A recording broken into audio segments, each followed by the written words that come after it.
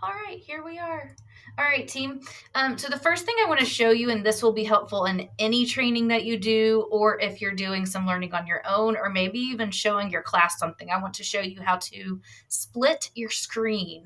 That way today you can work in CurriculumTrak on one half of your screen and then also see what I'm doing on one half. So right now you can see on my screen that I have two tabs. I have CurriculumTrak open, and then I have our Google Meet tab.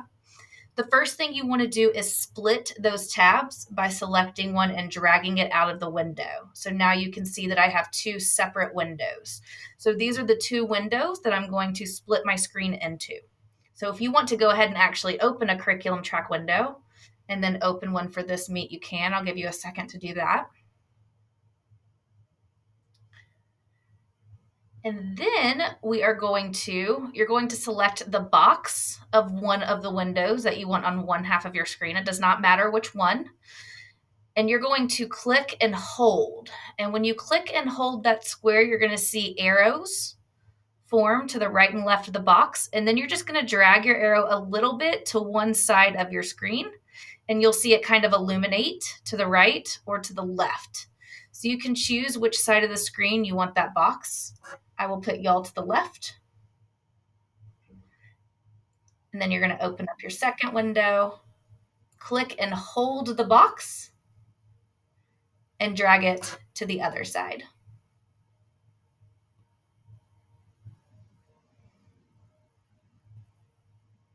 And you will notice that that gives you a clean split screen. You good, James? Okay, awesome. All right. We all good with that? Awesome. All right. So, and like I said, you can use this in your class if you want to show your students. Let's say you want to use your document camera on one screen and then have something else over on the left. Split screen is very helpful in everything that you do. You're going to see my profile for most because I'm using another display for my camera and I'm using my big screen to teach you. But I am going to move you onto a different screen so that way you can only see my large screen. But you can keep your split screens up. All right, so we're going to go through CurriculumTrak, a couple of things within Lesson Planner for you. I am actually going to log out of my account. You do not need to know what I am doing in this moment. Oh, didn't mean to do that though. And I'm going to log in as another teacher so that you can see what your side looks like. Give me 2 seconds. I should have already done this. I am a bad trainer. All right, so I am in Miss Amat's screen here. And I'm going to walk you through the different components of Lesson Planner and my recommendations for what you should do to accomplish what's required of us here at Foundation Academy. First thing I want to show you, though, is how your courses are set up because you can actually go in and edit that. So anytime you're like, I don't need this class or whatever, you can actually edit all that. That is not restricted to just me. So first thing that I want you to do is go to Lessons and then select Class Section Setup. Lessons and then Class Sections Setup. When you choose that, you're going to see the sections that I have already created for you this year, or maybe you've already done some adjusting. In the future, you're actually going to create your own class sections because as we adjust what the expectations are for lesson planning and such, you might want to organize things a little bit differently. For this school year, however, we're going to keep it by, if you're an upper school teacher, individual class periods. And if you're lower school, you're doing it by content area based on what's going to show on the report card. So right here for Lisa's classes, you can see each class period. I'm going to show you how to create a new class section. So you would select Add Class Section. And by the way, you don't have to take notes. I am recording. You're going to select the course. So these are the courses that are attached to you as a teacher. If you do not see a course that should be there, let me know and I can add that on the back end. Then you can name it whatever you want. I will show you how you can edit what I have named them. And then for the purposes of this school year, you are going to choose the class period that RenWeb has attached to your class. This is important for it syncing to the correct place. Make sure it's active, and then if there are other teachers that teach the same class, click allow so that you can share lesson plans. It's especially important across different campuses. And then you click add. And when you do click add, I need to name it really quick. You will see that populate at the likely bottom of your screen here. If you have taught this class before, you will see rollover dates from last year because that will populate the lesson plans. You can select that and it will bring all your lesson plans over from the year before, which is very helpful so you don't have to recreate them. You can also move this section up and down in your list. This will be important for your weekly lesson planner that I will show you soon. You can also edit the information. So let's say there's a class period in there that I've input, but you want to change the name. You click the pencil, and then you can edit anything in here that you would like if you don't like what I have entered for you. You can also delete a section. So I'm going to delete this because it's not Lisa's regular schedule. So let's say you're lower school and you don't want reading in there anymore. You can delete reading all on your own. You don't need me to do that. This screen is the first screen that has to be completely set up before you can create lesson plans and have them show up in RenWeb this year. So once this screen is done, all of your SIS boxes are checked, you've saved, you are good to go for any lesson plans you create in these classes to begin showing. Okay, so this screen, very important. As we move forward in future years, I will give y'all even more information about them, but that is the basics of it. If y'all have questions about it, of course, let me know, but you can play around with it as much as you want. Next, we're going to go to lessons, and then we're going to go to My Lessons database.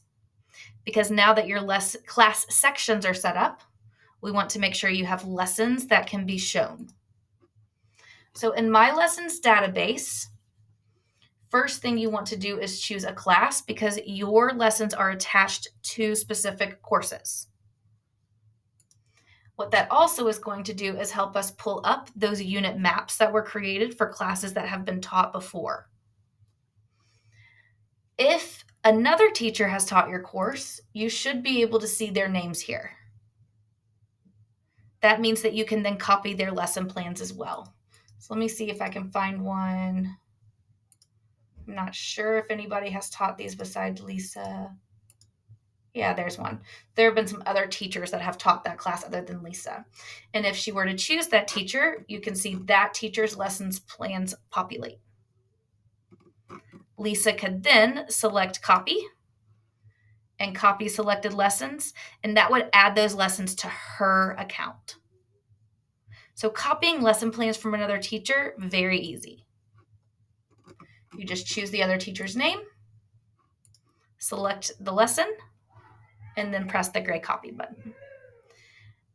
As your own teacher, your own self, if you're under your own name, you want to see your lesson plans. If you do not have lesson plans here, or if you want to add a new lesson, you're going to select Add Lesson. You will notice a lot of things in CurriculumTrak are in several places, but they do the same thing. First thing is you want to name it. I'll name it Test. You choose the course you're creating it for, and then the unit. And these units are pulled from the curriculum maps themselves, from the unit plans.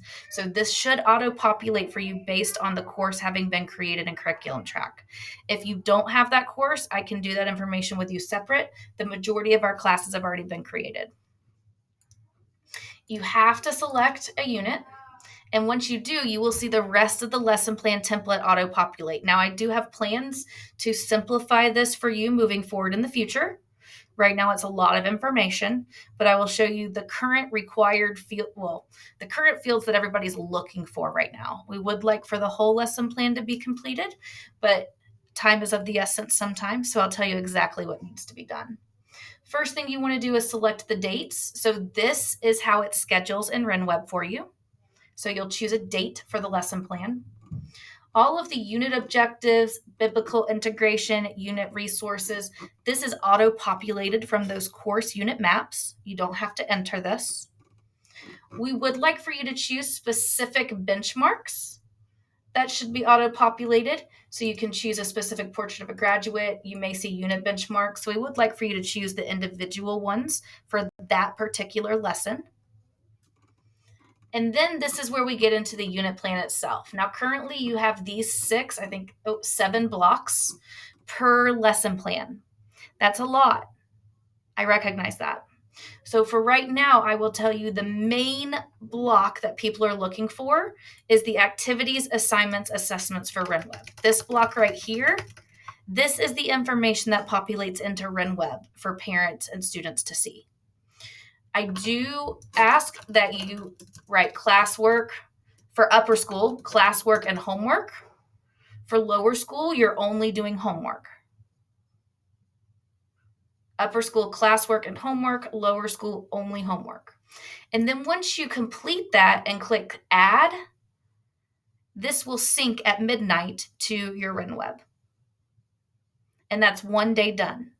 Or if you're doing, say, a week lesson plan, which is also okay. Let's say you just wanted to do this for a week. At the top, you would put all the dates. There is a more date, so you can do a 5th date. And then you can go down in the RenWeb section and say Monday. And then underneath that, you can add Tuesday. For time's sake and for simplicity, I highly recommend doing by week, especially if you're starting from scratch. And if you do all week there, this will show up on every day of the week. And this will help parents know what's happening. So that way you don't have to do a brand new lesson plan every single day of the week for every single day of the school year. Weekly lesson plan, I've talked to Mrs. Grosshands. She is completely okay with you doing it that way. Okay? And once you're done with that, again, you'll click add. Now, once you click add, and I'm not going to mess up Lisa's lessons plan, so I'm going to click cancel. But once you click add, you will then see them populate down here at the bottom in your lesson plans. So again, we're in lessons, my lessons database. So this is your database of all your lessons. If you've done it that way, it's scheduled, you're good. You've put the dates in and everything. But let's say you're using lesson plans that you've copied from a teacher or that you have from the previous year and you want to schedule them differently than the previous year. So you want to change the dates. We're going to do that in Lessons Weekly Planner. Weekly Planner allows us to schedule lessons in one of 2 ways. Okay, we can drag and drop them, or we can enter in the dates. So to do that, first on the left-hand side of the screen, you'll see all of your courses. And again, we're in Lessons Weekly Planner. On the left hand, you'll see the name of the class sections that you have. For each class section, you'll click the paperclip. And this is going to give you, first, it will most likely default to drag and drop, where you can click on the title of the lesson and drag it into the day. Or in the bottom right, you see an option to switch to manual entry method. If you click to that, then let's say Monday, you want to search for your introduction lesson, then you can type in the name and select that, and that will schedule that lesson plan for that day. If you prefer drag and drop, you can go back up to the blue section, click switch to drag and drop, and you're right back in the drag and drop section. Very important when scheduling lesson plans this way instead of directly in the lesson plan is that you make sure that you've titled the lesson plans well so that you can find them in the future. I recommend titling with a topic, maybe even a section in your text.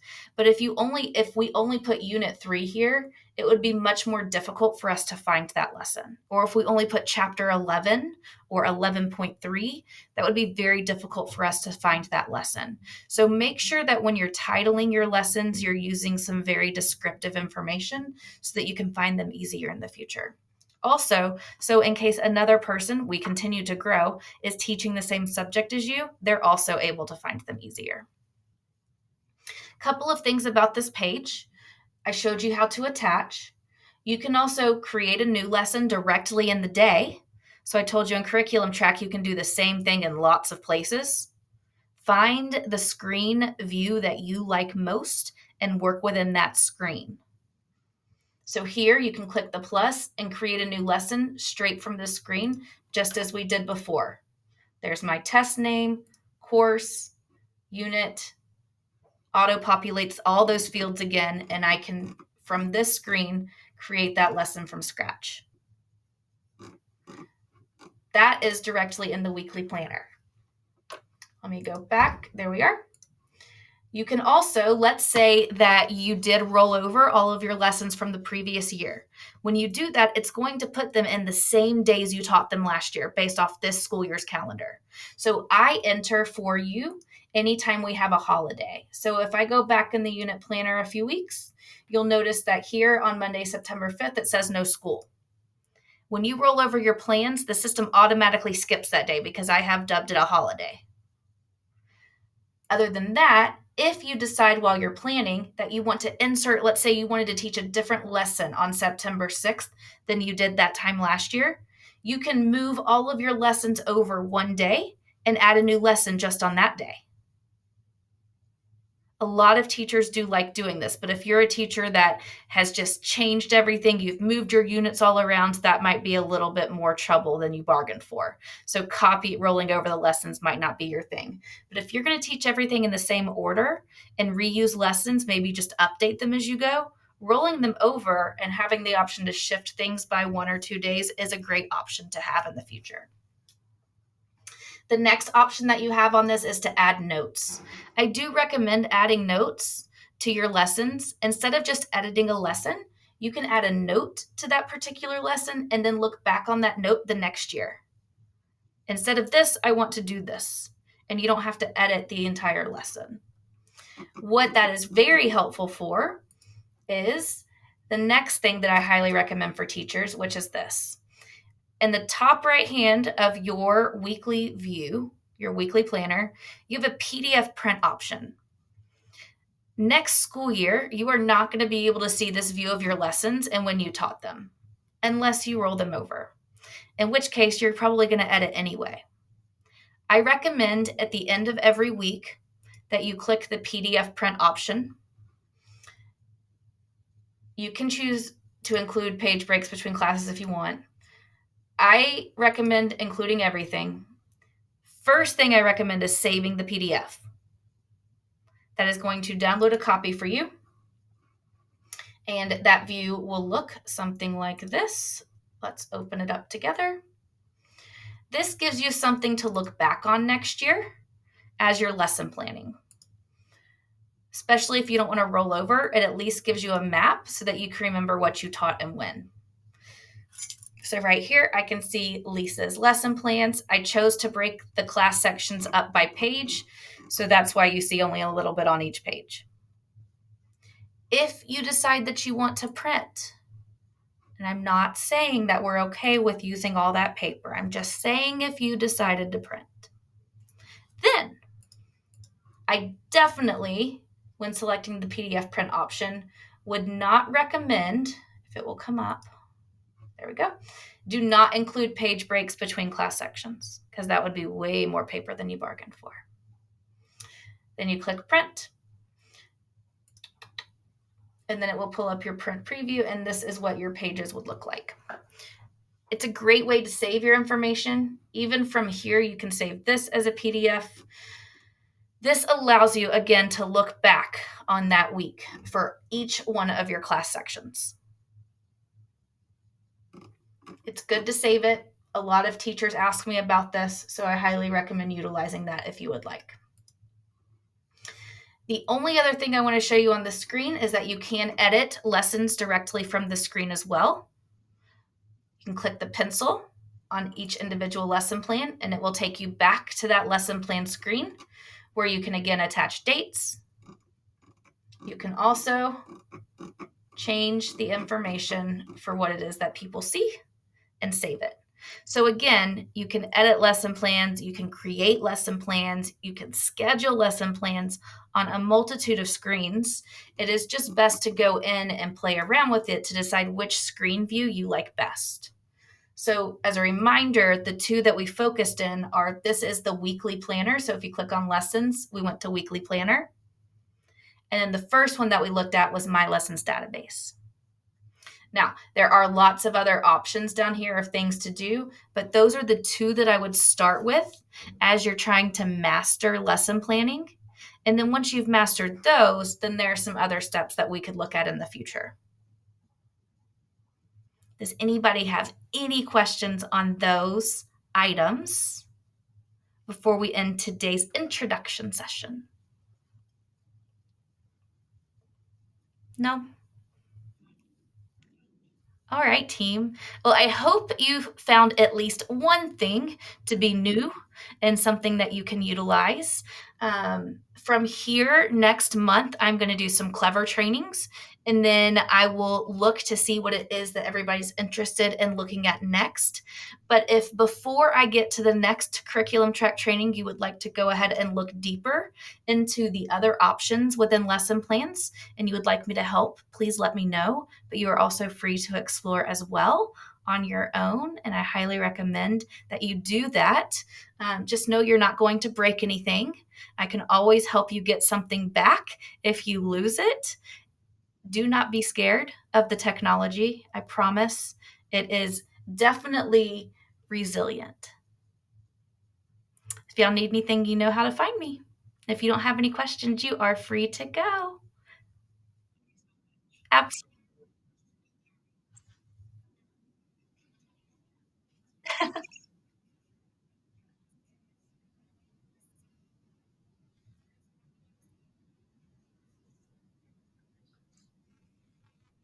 Yes. Okay, so up in the top right, we're in the weekly planner view. You have the PDF print option. If you're doing a PDF or print, I really don't recommend using include page breaks between class sections.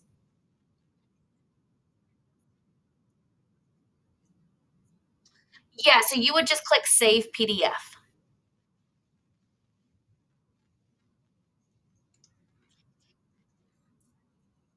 I can, Tina, yes. I think Tina just timed out too. Oh, there you are.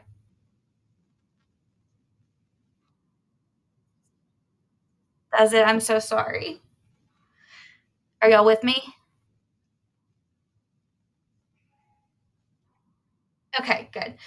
Okay, so did you see how that populated? Okay, yes.